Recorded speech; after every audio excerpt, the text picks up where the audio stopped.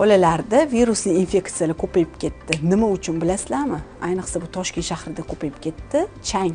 O'zingizlar ham ko'rayotgandirsizlar, juda ham Toshkent shahrining havosi juda ham ifloslanib ketdi.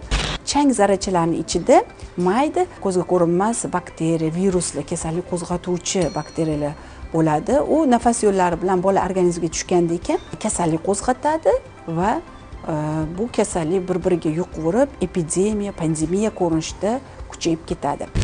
Ikkinchi sabab oziq-ovqatlardagi vitaminga va oqsilga boy bo'lgan mahsulotlarning kamligi.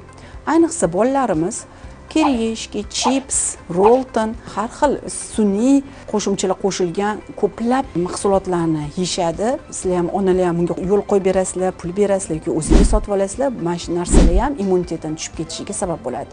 Va uchinchi asosiy sabablardan yana bittasi antibiotiklarni palapartish, o'z oshimchalik bilan qo'llash. Ya'ni antibiotiklar immunitetni juda ham tushirib yuboradi. U kasallikka shu antibiotik ta'sir qiladimi, yo'qmi bilmasdan vrach tavsiyasiga asoslanmagan holda o'zingizlar o'z oshimchalik bilan antibiotiklarni ko'p qo'llaysizlar. Mana shu sabablarni oldini olamiz.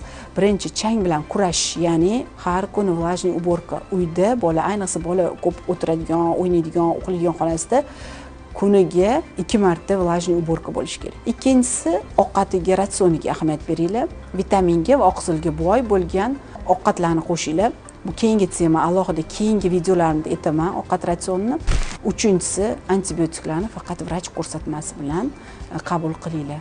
Agar video foydali bo'lgan bo'lsa, yaqinlaringizga ham ulashib qo'yinglar.